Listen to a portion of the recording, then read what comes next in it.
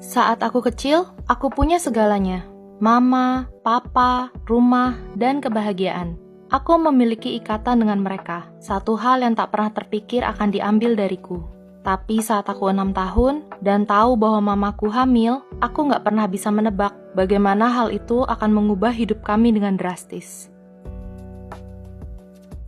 Masa kehamilan mama memasuki 7 bulan saat beliau melahirkan.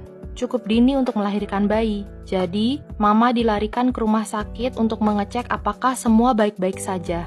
Aku nggak begitu ingat, selain diambil oleh kakek nenek, di mana aku tahu ada yang nggak beres dari raut wajah mereka yang kebingungan dan khawatir, tapi nggak ada yang kasih tahu ada apa sebenarnya. Saat aku akhirnya diizinkan menjenguk adik bayiku, itu sangat berbeda dengan apa yang kubayangkan. Ia berada di dalam kotak dengan selang bening besar dipasang pada tubuhnya. Itu membuatku sangat sedih. Aku samar-samar bisa melihat kulitnya, tapi dari yang kulihat, kulitnya kuning. Aku tanya apa ada yang salah, dan mama menjawab adikku akan baik-baik saja, tapi dia punya penyakit yang disebut fibrosis sistik. Itu adalah penyakit yang mempengaruhi paru-paru dan sistem pencernaan, dan kalau tidak diobati dengan benar, jangka waktu hidupnya bahkan tidak mencapai setahun. Dan aku diberitahu kalau kulitnya kuning karena hatinya tidak berfungsi.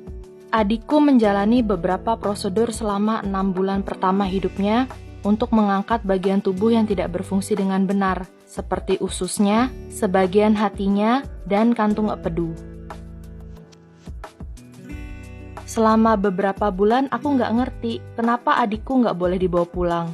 Aku seperti ditinggalkan dalam kegelapan, dan aku selalu penasaran kenapa aku nggak bisa lakukan sesuatu untuk membantu. Aku ingat suatu hari mama bertanya ke papa apa sebaiknya mereka berhenti membeli perlengkapan bayi, dan saat itulah aku sadar mereka pikir adikku nggak akan selamat. Aku berubah dari anak yang bahagia dengan orang tuaku menjadi pendiam dengan rutinitas menuju rumah sakit, air mata, dan seakan didorong ke dalam lubang besar perasaan hampa. Setelah 11 bulan, adikku akhirnya pulang ke rumah. Kulitnya masih kuning, dan banyak hal tidak sama seperti sebelumnya, tapi kami menyesuaikan diri. Kami mulai pengalaman masa kecil bersama, bermain dengan mainan dan permainan imajinasi, bertengkar dan berpelukan. Keluarga kami akhirnya mulai terasa normal, dan aku tidak masalah dengan itu karena adikku pun baik-baik saja. Tapi, 6 tahun kemudian, mamaku kembali hamil. Berbulan-bulan aku berdoa supaya adikku ini sehat. Aku nggak peduli jenis kelaminnya, cukup sehat sepertiku. Lalu, mamaku dites, dan kali ini bayinya juga terkena fibrosis sistik. Maggie pun lahir, tapi kali ini dokter tahu apa yang harus dilakukan, sehingga perjalanannya lebih baik dari Jack. Jack menjalani kurang lebih 8 prosedur, sedangkan Maggie hanya 2. Dia dirawat di rumah sakit 4 bulan sebelum akhirnya diizinkan pulang. Dan sekali lagi, kami memulai perjalanan kami untuk menjadi keluarga normal. Beberapa tahun berlalu, dan aku menjadi depresi. Aku berada di tahun akhir sekolah menengah dan aku merasa nggak berguna. Aku kehilangan semua perhatian orang tuaku dan benar-benar kewalahan dengan semua yang terjadi. Kedua adikku harus menjalani terapi dada untuk membantu paru-paru mereka dan meneguk banyak obat-obatan. Untuk waktu yang lama, ini benar-benar menyebabkan stres dalam hubungan keluarga kami.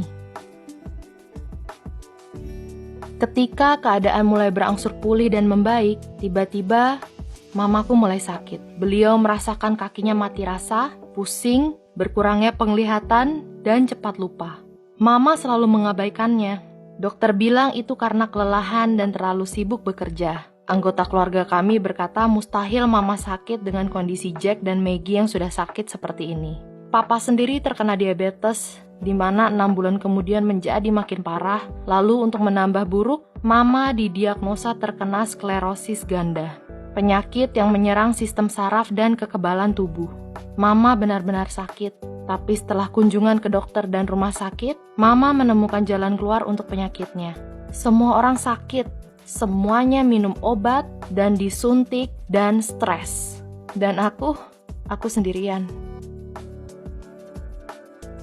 Awal tahun sekolah menengah akhir aku makin depresi. menjaga jarak dengan keluarga, bolos sekolah, dan bahkan berubah menjadi anak nakal. Aku merasa nggak berharga dan nggak berguna. Saat aku duduk sendirian, sehat, sedangkan yang lainnya sakit. Dan yang bisa aku lakukan? Tidak ada. Bertahun-tahun menjadi dewasa, yang ingin kulakukan hanyalah membantu. Membuat semua menjadi lebih baik. Tapi semua justru menjadi lebih buruk. Kupikir keluargaku kena kutuk. Aku bahkan berpikir untuk mengakhiri hidupku sendiri. Aku merasa badanku yang sehat ini adalah beban, dan aku seakan mengolok keluargaku sendiri atas apa yang tidak mereka miliki. Aku bersumpah gak akan mau punya anak karena ketakutan akan punya keluarga seperti keluargaku sekarang. Setiap hari aku berdoa agar aku bisa mengambil semua penyakit mereka dan membuat mereka sehat. Di tahun akhir sekolah, aku berpikir untuk melanjutkan kuliah. Aku bahkan bertemu pria yang dekat denganku dari awal masuk sekolah.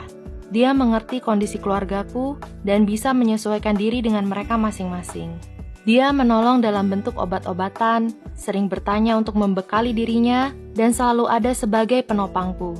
Tapi kemudian, di pertengahan akhir sekolahku, adik lelakiku menjadi sangat sakit. Kondisinya menurun drastis, selalu haus tiap waktu, ke kamar mandi tiap 3 menit sekali, dan sangat lemah. Mama curiga ia terkena CFRD, Cystic Fibrosis Related Diabetes. Jadi mama menelepon klinik memberitahu kecurigaannya. Lalu sebelum ku tahu, Jack dilarikan ke rumah sakit. Level glukosanya melonjak ke angka 800, di mana normalnya adalah 120 sampai 150. Jack pulang esok harinya dengan tambahan obat suntik, tambahan biaya berobat, dan tambahan stres. Adikku, yang saat ini di usia belasan tahun mulai hilang harapan. Diledek di sekolah, bergantung pada obat-obatan untuk bertahan hidup, disuntik 15 kali sehari. Orang yang terkena diabetes tipe 1 harus bisa mengontrol diet, pemeriksaan rutin level gula dan keton, insulin, dan lainnya. Tapi adikku, penyakit cystic fibrosisnya membuat semua lebih parah.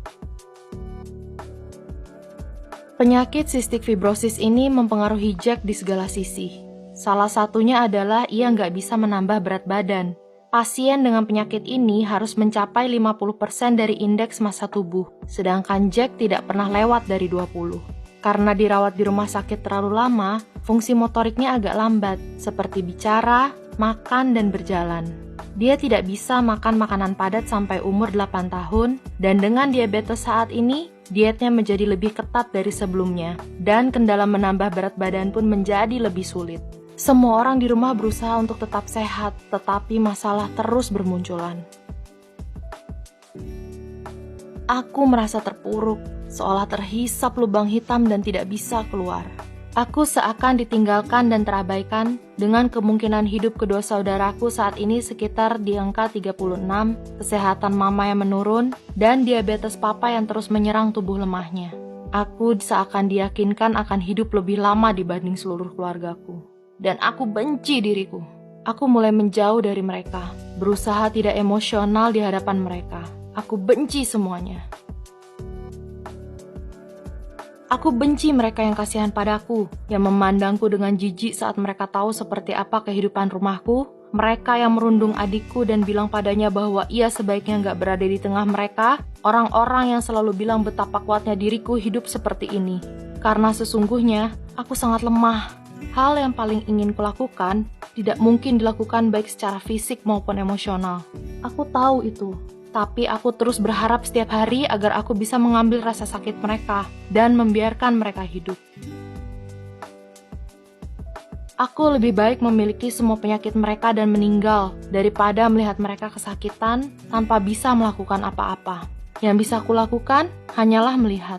Aku mulai berpikir lagi untuk mengakhiri semua ini. Mungkin dengan minum-minum atau lainnya agar perasaanku mati rasa. Aku bahkan berpikir untuk kabur dari keluargaku. Saat aku menceritakan hal ini, aku di-stop dan diberitahu bahwa aku kurang bersyukur karena sedih gara-gara hal ini padahal aku satu-satunya yang sehat. Aku menangis dalam tidur, mendengar adik lelakiku menangis dan meraung berharap bahwa semua penyakitnya ini tidak ada dan berharap bisa tidur nyenyak tanpa harus terbangun. Mama memasang wajah tegar dan berusaha merawat semua anaknya yang sakit dan tidak pernah mendahulukan yang terpenting, yaitu dirinya sendiri. Papa menolak semua pengobatan agar beliau bisa memenuhi kebutuhan obat anak-anaknya. Semua benar-benar menyayat hati, dan gak ada yang bisa aku lakukan. Tapi suatu saat, salah seorang teman keluarga kami datang dan menanyakan apa aku bersedia ikut jalan sehat sklerosis ganda yang merupakan penyakit mamaku. Kuputuskan untuk mencobanya, dan itu adalah hal terbaik yang pernah kulakukan. Aku mulai ikut jalan sehat fibrosis sistik dan jalan sehat diabetes, mengumpulkan dana sumbangan untuk setiap penyakit dan aktif di grup online. Aku mulai menemukan diriku, menemukan alasan kenapa aku ada di keluargaku. Aku mulai berbagi pendapatku, berbagi bukan ceritaku, tapi cerita keluargaku. Ketika aku menyaksikan peristiwa tragis, aku tidak melakukan apa-apa. Aku hanya menangis, berusaha menolong, memberi makan mereka, dan memberikan obat-obatan atau penyuluhan termasuk diriku sendiri. Tapi aku tak pernah sadar berapa banyak yang bisa kulakukan. Aku mulai mengumpulkan banyak uang, mengunjungi anak-anak pengidap penyakit, dan aku mulai membiarkan keluargaku masuk. Sampai hari ini, aku berhasil mengumpulkan $200.000 untuk acara penggalangan dana tiap penyakit. Dan aku akan lanjutkan untuk penyakit stadium akhir, ALS, Down syndrome, autisme, dan banyak lainnya yang bisa saja diderita oleh kita semua. Meskipun semua penyakit di keluargaku nggak ada obatnya, dan kedua adikku membutuhkan transplantasi hati dan paru-paru, dan mungkin saja jangka hidup mereka singkat, aku menetapkan hati untuk membantu menemukan pengobatannya, menikmati waktu dengan keluargaku, dan melakukan banyak hal baik. Karena orang-orang yang kamu sayang nggak akan ada selamanya. Dan walaupun mereka nggak sempurna, mereka lebih kuat dariku. Mereka tahu bagaimana harus berjuang, dan perjuangan ini nggak akan mengalahkan kita selama kita berjuang dengan kasih sayang.